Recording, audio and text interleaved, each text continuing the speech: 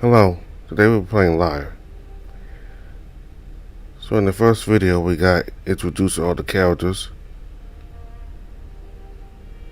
So we're going to keep going.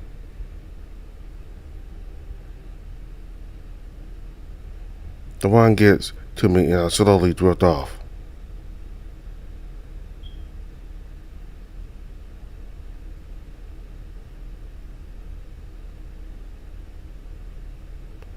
My eyelids feel dry and burnt at the corners.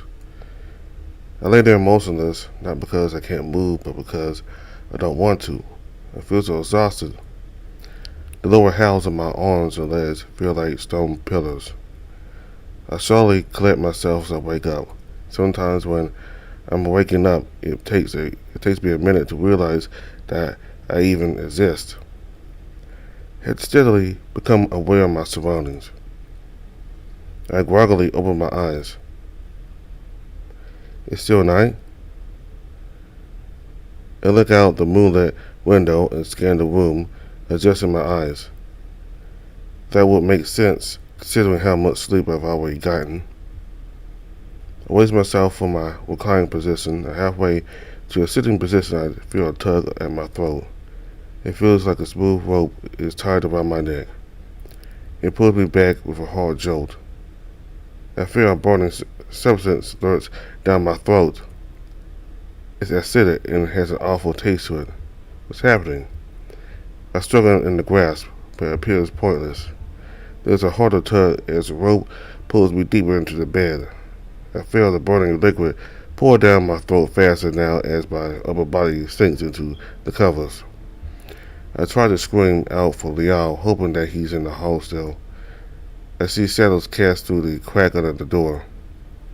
It looks like someone is on the other side, standing in front of it. I hear a breath in my right ear. Live.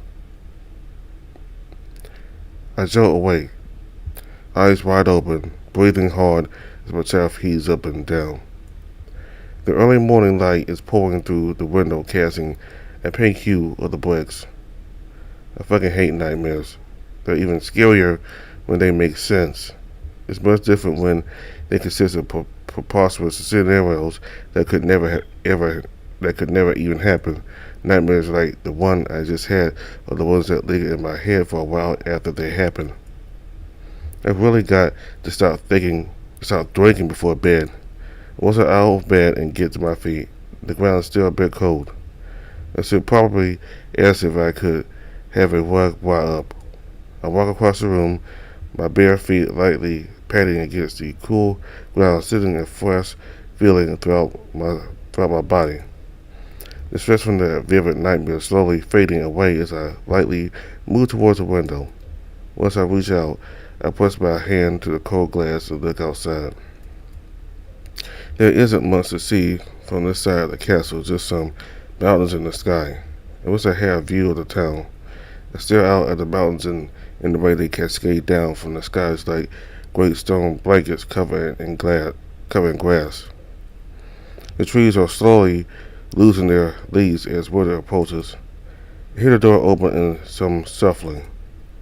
I turn around to see Leaf standing in the doorway carrying a tray with food. I see some meat with cheese and some bread with a queen's bread. It all looks really good and I am a bit hungry. I thought that I would bring you breakfast up since I wanted to give you some of this. He nudges the corner of the tray where a small bottle sits around. You seem to be doing fine right now, but just in case you feel any pain, you can take a spoonful of this. I rub my side and don't really feel any discomfort. It feels a bit sore though. Thank you. It's no problem. He sits the tray down on the small table next to my bed. After fiddling with one of the bottles, he turns and looks in my direction. His gaze meets with my side, and he tilts his head in curiosity. You're healing very fast. I rub at my side and shrug. You must do that. You said it yourself. I did. I decided to change the subject. How often do you wear that thing? I say lightly, pointing to his mask. I find that it's very useful in my profession. He holds his hands together down by his waist as he oddly pats his clawed foot against the ground. Has anyone ever seen your face? Looks down with a sigh at the feet and then brings his gloved hands up behind his head. I see him start to fiddle with the little leather latch on the back. He pulls the mask off, tosses it onto the bed. He then takes his hat off and looks up at me. He looks like a raven, which I find ironic. His little beady green eyes stare up at me. Without the mask, he looks a lot more approachable. Satisfied? He stares in a curious, yet slightly annoyed tone. Perfectly. I say back with some satisfaction. He goes to put his mask back on while averting his gaze. I feel a lot better with you poking and prodding me now that I know what you look like. I honestly didn't care that much, but I didn't want him to think he could get away with that on every patient. Well, I'm glad I could make you feel a bit more comfortable. He steps over to the door and opens it. If you have any questions, just ask me or anyone around the castle. Where's Lyre? Leaf pauses for a moment, leaning his head out of the doorway to quickly stare down the hall. At this time of morning, he could be anywhere. I wonder if he's still sleeping. One would hope he didn't stay out in the halls all night. I think of any other questions I might have. I could really use a bath. I feel very unclean. Where's the bathing room? If you head left, it's at the very end of the hallway behind the wooden door painted white. Left, wooden door, painted white. Got it. Thank you. You're very welcome. Have a nice day. With that, he leads through the doorway, and I'm left alone again. I'm glad that I managed to get him to take off that mask. It's not like I'm someone riddled with a contagious disease. I walk over to the desk near the door and visit with some of the things on it. There's a nice-looking quill which I pick up and twirl around in my fingers. I set it back down and then walk over to my pile of belongings. I'll probably have someone come up and unpack my things. I guess I can arrange them to my liking once they're at least out of their trunks. I turn back to the tray of food sitting on my bed and carry it over to the desk. I sit down in the chair and scoot it forward. It's very comfortable and the desk is also at the perfect height. I go through the food pretty quick as I stare out the window at the clouds moving by. Before I know it, I'm done with my meal and drink the last of my water. It only takes me a few minutes to gather my things and head out the door. I step out into the hallway. The walls are lined with stone pillars and there's an occasional portrait, statue, or torch. As I near the end of the hall, it turns into a sort of balcony. The pillars are separated by large arched windows. I get a nice view of the Jord from here. The light from outside pours into the hall and lights up the bricks with a glow. I reach the end of the hallway and there it is. A large door painted white, the light shining off of it, making it contrast against the walls. I approach it and grab onto the handle. There's some resistance as I pull on the door. I push on it and it finally budges. I swing the door open and I'm met by a wonderful smell. The room is white and reflective, giving off a hazy glow. My eyes are instantly drawn to a large empty pool in the center of the room with a towering fountain in the center. The faucet is shaped like a weird spiral antler and made of what looks like gold. I stride into the room, my footsteps echoing off the walls. Even with the sound of my shoes patting against the ground, the room is peacefully quiet. To my right are three tall windows. Their glass is stained blue, green, and yellow. The green one is in the middle and slightly taller than the other two figures. I whisper to myself under my breath. It reverberates around the room regardless. On my left there's another door. There are some carved benches against the walls and some towels folded instead next to a laundry chute. I set the clothes that I plan on changing into next to the towels. I turn to look at the pool, circling the ends, examining the fountain, trying to figure it out. After another quick scan of the room, I see some levers up against the wall on the corner. Walking up to them, I see they have different color handles, and I figure this is a contraption to get the water flowing.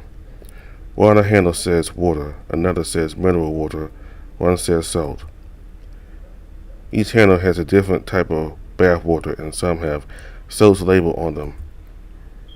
I don't really know which to choose, so I decided to have some fun and just pull all the levers.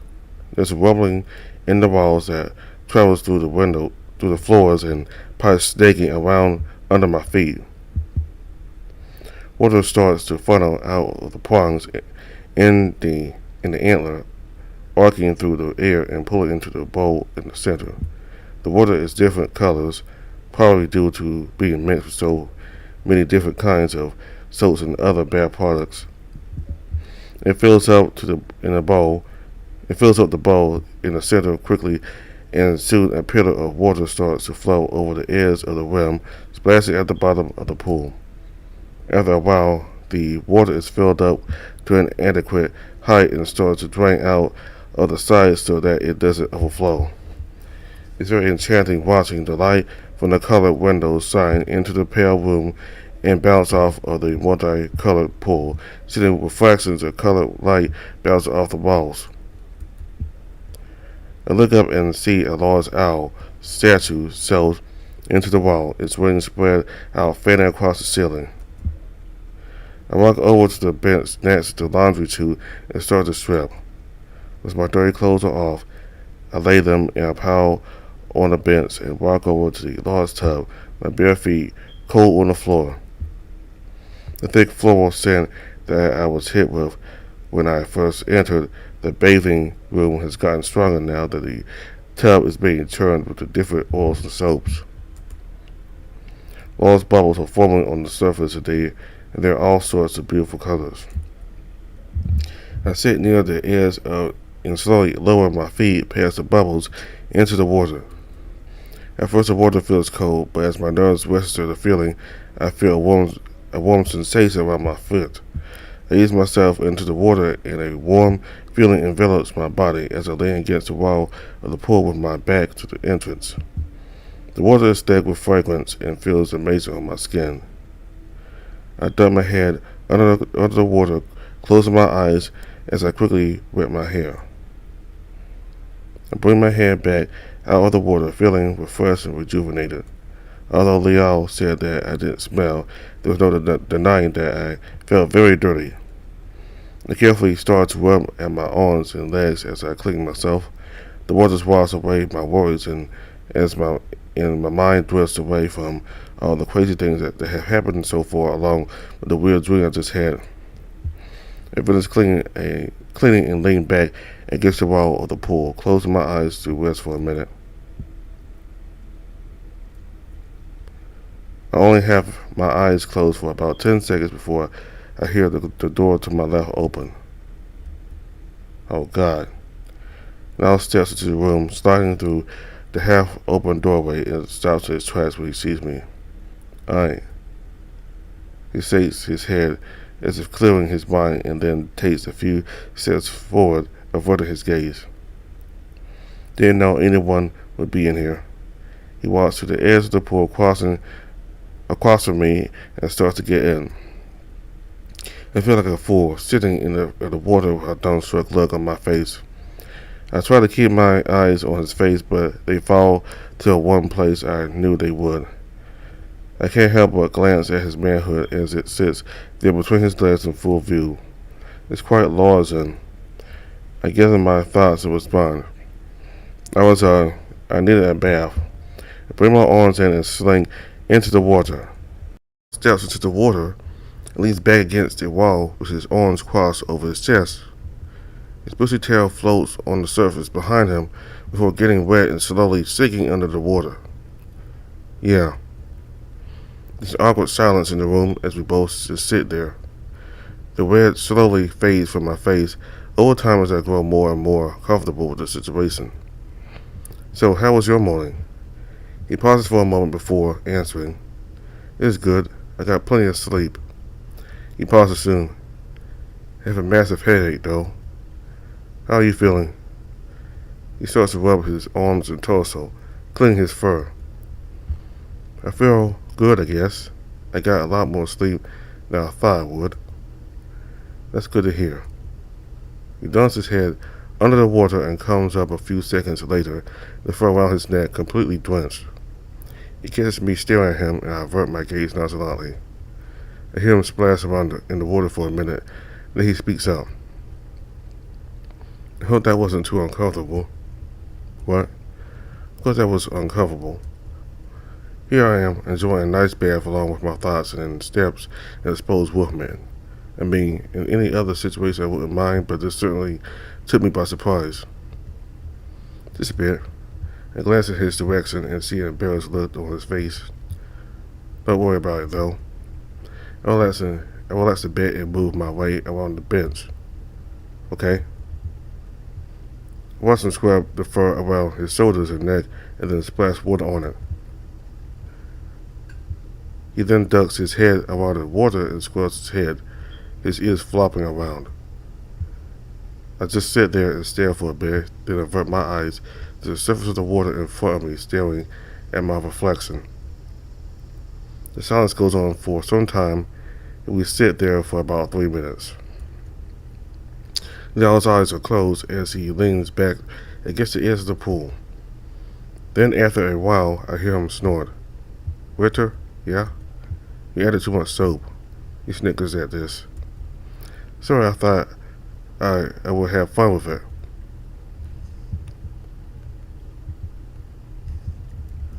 I didn't know exactly how to use the levers. You're fine. That's why I only pull the soap lever down a tiny bit. He lifts his paw from the water and pinches his finger and thumb together to emphasize how little I should use it. Sure, thanks. There's more silence as we sit there listening to the soft noise of the water pooling from the fountain. Oh wait, I've got a mission. I got a message from the king to let you know that supper will be at 7. Where's supper? Oh, it's in one of the royal dining rooms. I'll escort you there at 15 till. Don't be intimidated. He's a very kind person. Even if he doesn't look the part. He's a stag, right? Yeah, he is. That's all I really know about him. You don't know his name? No, I know his name, but back home in Erin, everyone refers to him as the Stag King. Not meaning any offense by it, of course. I feel that might have been a rude thing to say about his king. Trust me, no offense was taken. Just don't say anything like that in front of him. I don't even know how he would react. He shakes his head and chuckles. He would probably just laugh it off, or just not even acknowledge it. Just try not to overanalyze everything that he does. That's something that I definitely have trouble with. Really, it's his son who used to watch the step around. The prince? Yeah, he can be a real pain. He's nothing like his father. Just make sure to get on his good side, and make a mental note to not piss off the prince. Okay, I think I can do that. After all, it's a part of my job, kissing up to the right people. He smirks at this and leans back, staring at the ceiling. My eyes drift around the room, landing on him occasionally. I don't want to be rude, but my curiosity betrays me, and my eyes drift onto his like bandits. Back in Erin, it was a rare sight to see a wolfman, even with the small population of other species. I had never been so close to one, especially in a situation like this. The way his fur gleams in the light, the way his ears twitch around at every little noise. His large body and intimidating presence. Oh my God. There I go again, getting carried away with my thoughts. This is the last situation I wanted to be put in. I managed to compose myself and sit up straight. I watched the fountain flow down, creating ripples on the water as I tried to make my mind up. I tried to make my mind off things. After a while, the tense silence breaks as I hear Lyre disturb the water. Well, I've had enough water. I watched him turn around and lift himself from the pool. I get a glimpse at his rear and quickly look down, biting my lip. He gets up and walks over to one of the benches where I see some clothes laid out. He takes a towel and starts to dry himself off. By the end, his fur is really fluffy and he combs it down with his paws. While I'm watching his tail swifts back and forth, he turns and his gaze meets mine. I dart my eyes down and hope he didn't see me looking. I hear him stand there frozen, then he continues to dress. Looking back up, after a while, I see he's already put his underwear on and is now bending over, trying to stick his leg into a pair of trousers. I can't seem to take my eyes off of his ass, and I'm pretty sure he notices because as he's bent over, his head upside down, he's looking at me while shaking his tail. I look away again and decide to just keep my eyes trained on the water for now. I'm still looking down at the water when I hear him walk up to the edge, his feet splashing the small puddles that have formed on the ground. He stands there smiling down at me with a loose shirt and trousers on. I guess I'll see you later. He looks around for a second then gives me a nod. He walks behind me and I hear him go through the door and sit there for a bit longer, waiting for my obvious erection to go away before getting out. Once I do, I slip a little bit, walking over to the levers. I pull all of them a second time, and the water shuts off.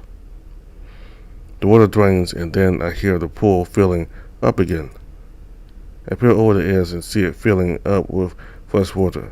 I guess that's how they clean the bowl out of any soap left behind. There's some towels folded up and stacked in a corner. I grab one and start to dry myself off. Once I'm done with that, I throw it down to chew and start putting on my clothes. It's not difficult, but it still hurts a bit due to the soreness of my wound. Once I push the last button into place, I walk over to the bench next to the door and put on my shoes. I then make my way out of the bathroom. When I step out, the sun is high in the sky and a few birds fly by the pillars. I look at the ground and see Leo's wet footprints make a trail down the hall. I shake my head and chuckle to myself, walking over to the edge of the window. Staring out the window gives me a better view of the kingdom. I see some homes scattered about, and if I crane my head in the right direction, I can get glimpses of the city and fjord. I gaze a bit longer than sigh. I can't shake off the thoughts running through my head right now. It feels wrong being so attracted to a man I just met. Not to mention he's my bodyguard and a wolfman. I mean, it's not unheard of. I shake my head. I say to myself, there's just something about him. Sure, he's good looking, but he's different from most people I've met. He seems to have a good head on his shoulders, and he has a kind heart, though he humbly tries his best to hide it. Of course, this is just my first impression of him. There's one more thing that I really like about him, though. He seems genuine. The hours drag by slowly. I spent most of the afternoon after lunch going through the scrolls, documents, and letters that were sent with me to deliver to the king and his council. Most of these go through the king, though. I don't think he has a very large council, which is partly why I'm here. We all came back to my room sometime after lunch, relieving the guard who took over while he was gone. He peeked in and asked if I needed anything while I was working. I invited him in because I knew that I still wanted to pry some information out of him about what's to come. Still, I've been in this position for some time, but this is the first This is my first time outside my own kingdom, and they seem to do things differently around here. I also enjoy his company. He's sitting in the same chair he sat in last night, toying around with a dagger. As I pick up one of the letters from the small pile and place it in a stat designated for the king's eyes. So now you deliver the king's mail? He says this in a snarky tone while resting the end of his finger on the tip of his dagger. I sigh, dropping my hand slowly and glancing out the window. Reasoning behind this was to ensure that all this. I gazed back at him while gesturing to the letters. Got here, but after the rock slide, some seem to have gone missing. The north winds have probably carried them all the way to the golden timber by now. My men gathered up as many of them as they could. Raise an eyebrow as I hold up one of the scrolls which has been smeared with dirt. I know the trunk was practically smashed to pieces. The lid was bent. Whatever. He stops with a giggle and grins at me. It brings me out of my sour, overworked mood for a fleeting moment. His toothy grin is contagious. I grab some of the letters, bunch them together, stacking them on the desk. Put away the other scrolls and sit in my workspace for a minute with my hands folded in my lap. I go back and forth from staring out the window to staring at Lyre. His bushy tail sticks out the back of his chair and sweeps the floor, slowing down over time. He sits there for a minute, tinkering with his blade before lowering his shoulders and letting out a big, breathy sigh. Why? Huh? Why are you staring at me? Is this about earlier? Well, I'm sorry about Gracie with mine. What? No. I just wanted to talk more about. I was just behind me out the door. What to expect? Oh, he shivers, shaking his head a bit. I mean, like I said, you really don't need to prepare for much. It's just dinner. I know, but I just want to make a good first impression. If I screw this up, I won't be taken seriously in my profession ever again. The profession won't be taken seriously at the dining table ever again. He says this with a hint of sarcasm. However, if it's anything like the dinner we had last night, I'm sure you'll do fine. Personally, I think you're over-exaggerating. Maybe I am. In any other place, this would be reasonable, but does he tend to take these things seriously? He thinks for a moment, his nose twisting. No, not really. I mean, he does. He just takes a more relaxed approach. That sounds like it's going to make my job a lot easier. I'll take your word for it. The rest of the day passes by without any trouble. I started to feel really tired at one point. I lay in bed to rest my head for a bit and almost fell asleep. Lyre came in and nudged me back into reality. He told me that we should leave soon, so I put on my suit. The soap from that bath, the abundance of my hair, giving it a really nice shine. It also feels nice too. Pick up the letters and scrolls off the desk and make my way to the door. I look down the hall and see Lyre with his arms resting on the sill of the window. He's watching the sun go down behind the mountains and his figure is engulfed in warm light. His tail is swaying slowly behind him and his eyes are glazed with evening night. When I get closer, he turns his head and smiles. Look at the sunset, isn't it gorgeous? I stand next to him and look out the window. The sun eclipses behind the mountains as its warm light cascades over the landscape. The waters of the fjord are glistening with bright pink and orange hues. A soft wind blows through the hall and twists around the pillars. It's very beautiful. You're probably not used to views like this. Back home there aren't as many mountains, but the way the sun simmers on the waters of the coastal area is very enchanting. I've never been that far west before. Really? Yes, I spent all my life on this side of the continent. I think that it would be very nice to go explore the rest of Tigran. I think I already know the answer, but I ask anyway. Why don't you? He lowers his head with a bittersweet smile. Unless his kingdom sprouts legs and walks across the entirety of Teakwood, I can't. I have given my life and heart to the king of his kingdom. I'll do I'll be doing this for the rest of my life. He gestures out across the landscape. That sounds sad. It's not all bad. It did go a little bit south of Lyre once.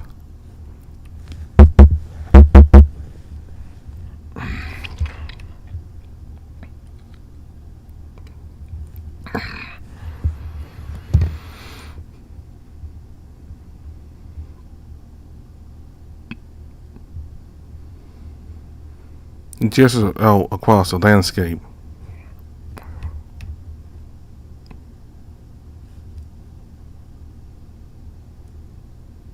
That sounds sad. It's not all bad. It did go a little bit south of Lyre once. We began walking down the hall at a slow pace. I think you would like Erin. It's a beautiful place with a perfect climate and rolling hills. I'm more interested in stranger places, like the Saddle Gulch and the Park's Labyrinth. I just want to go somewhere new, somewhere completely different from Lyre. We walk in silence a bit longer. Lyre is walking with his paws behind his back and chin high.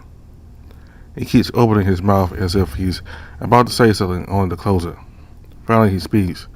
I'm sorry about earlier. What? Staring at you like that. It's my fault anyway. I could sense you were uncomfortable the whole time, but I thought I could make things less uncomfortable if I just played it casual. I'm usually the only one in there during that time of day. Is this about the bathroom? Yes. I reach over and place my hand on his back. It's fine. He grimaces then puts on a side grin. You're right, sorry. I just tend to overthink these things. I didn't know you were so sorry about your body. My chest gets to him as I watch his mouth curl like he's trying to stop a smile. I'm not just... He sighs and waves his paw dismissively and lets out a slight chuckle. What? You have a cute laugh. I feel my face flush red.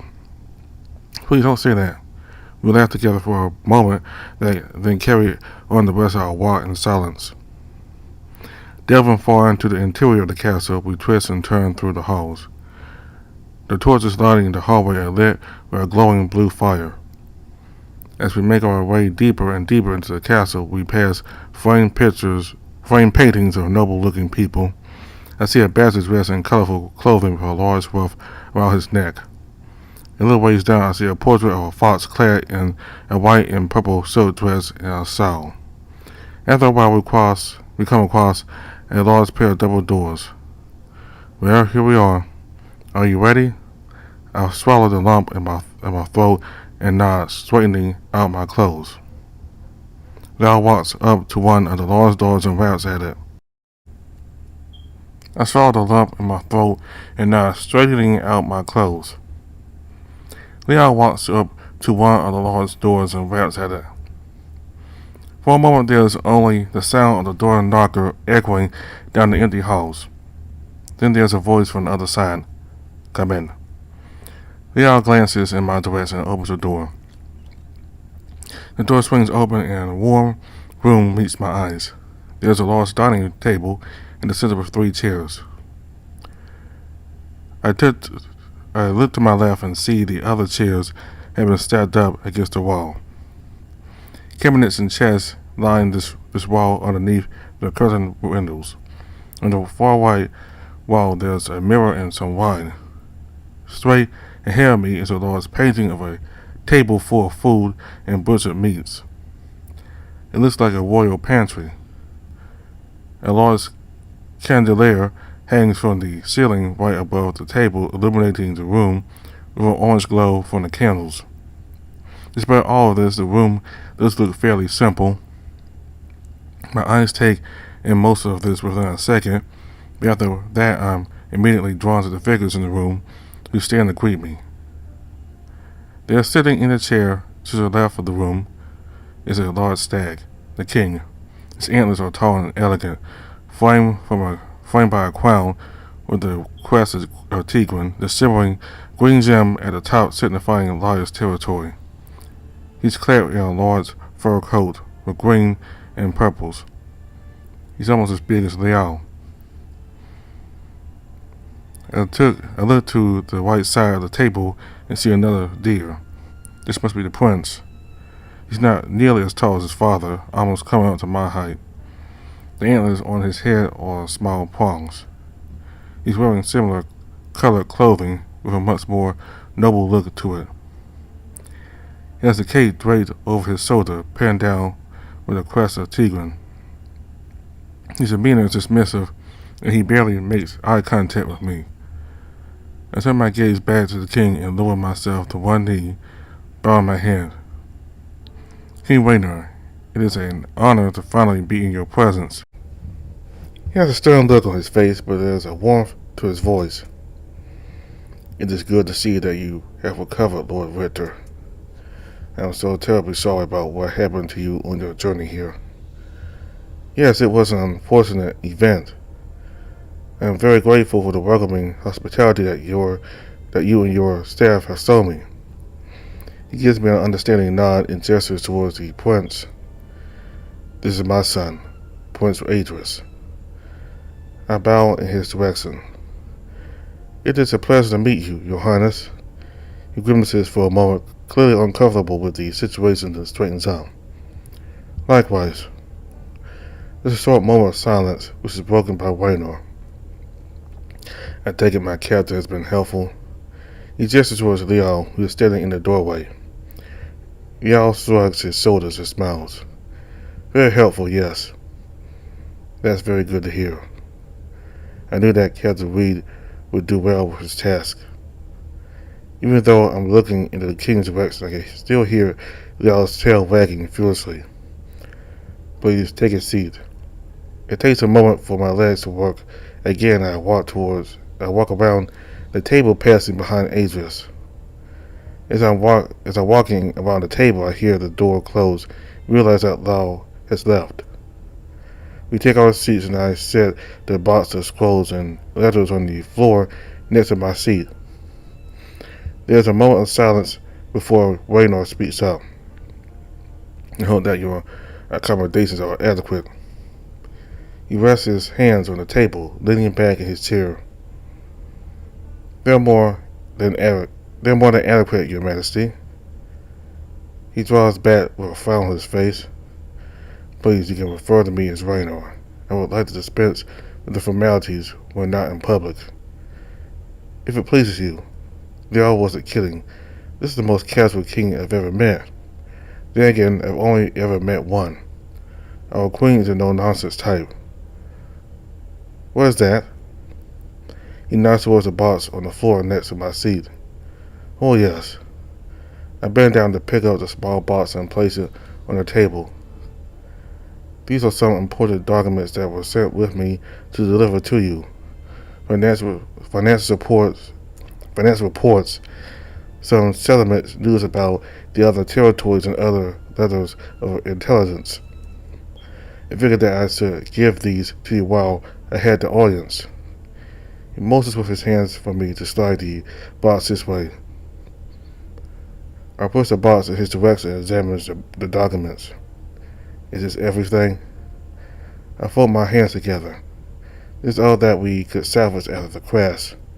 I have a list of the missing documents, and I'll have copies delivered. He opens one of the letters and skims over it before placing it on the top of the small pile in the box.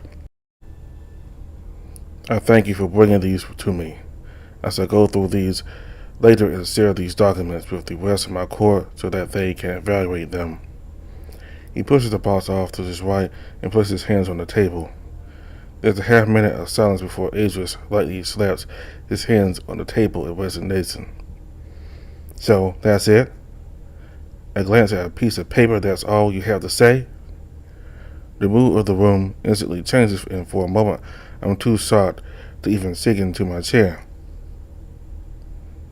As I said, I will look at these documents later. He turns to me, drumming his fingers on the table. I had hoped to delay this meeting until Lord Skada's arrived, but we have a kingdom to rule. Raynor has a stern look on his face as he stares his son down from across the table. I have a kingdom to rule, and 2 other kingdoms to work with. I see it as best to wait until both parties are here before discussing such matters. Adrius grits his teeth for a moment, then reluctantly concedes. Of course, father. I only have our kingdom's best interests at heart. Raynor leans back in his chair with a look of content on his face. Since we were still waiting on our ambassador from Dries, I assumed that we could use this time for introductions. I'm sorry if this comes off as a bit odd, considering I met you only yesterday, but I'm looking forward to working with you, Richter. We arrive at the door to my room, and he stands there, waiting for me to say something. I feel the same way. I've only known you for 2 days, and I already think I know you better than anyone back home. Really? Yeah. Back in Erin, people only want things from you. If you don't have what they want, then they don't even give you the light of the day. You're the first person who I feel wants to actually be my friend and isn't just trying to use me. Open the door to my room and step inside. Good night, Leo. He looks at me with a soft smile, his eyes reflecting the little light that there is in this darkness. I can hear his tail beating against his cape as it wags back and forth. Good night, Richter. He closes the door, and I can hear his heavy footfalls make their way down the hall. I take off my jacket and walk over to my bed, falling onto the mattress. I feel exhausted after everything that happened today. Everything fades out around me as I drift into a deep sleep.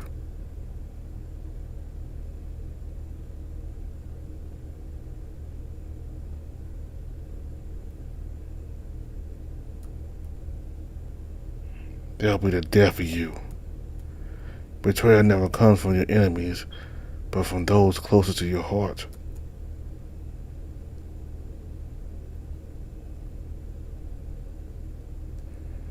And it always starts with trust.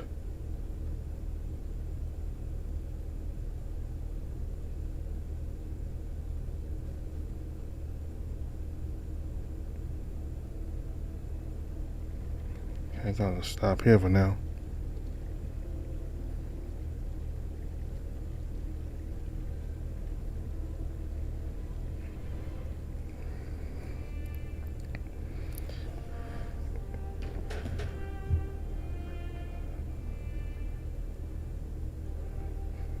So it seems that both Richter and Lyre are going to be friends.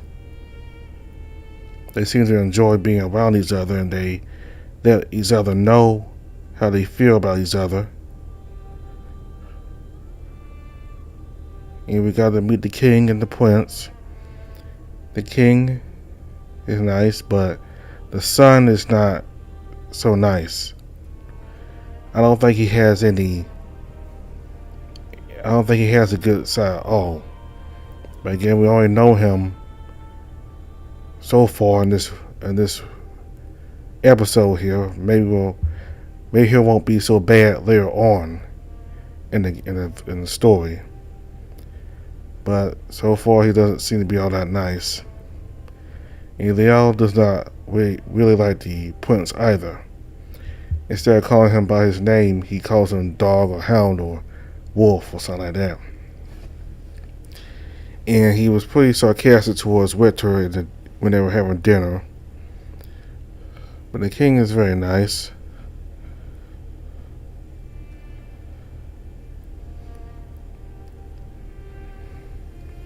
So there certainly is a bond forming between Lyre and Richter, even though they only known each other for 2 days. And as the as we continue with the VN, we'll get to see how strong that bond grows. Or if that bond ends up being shattered, if what the Whisperer at the end says is true,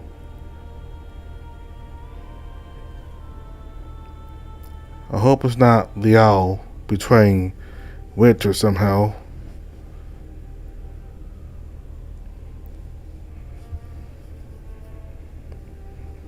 Though if Winter does betray, if Lyre does betray Winter, it will probably be out of his duty for his kingdom. But I hope what the Whisperer says isn't true, and that these two have a very good friendship. So that's all for now. And if you play the game yourself and you go up here, you can press all these links here. You don't have to exit the game, you can just press all these links here. So thank you all very much for watching. Goodbye.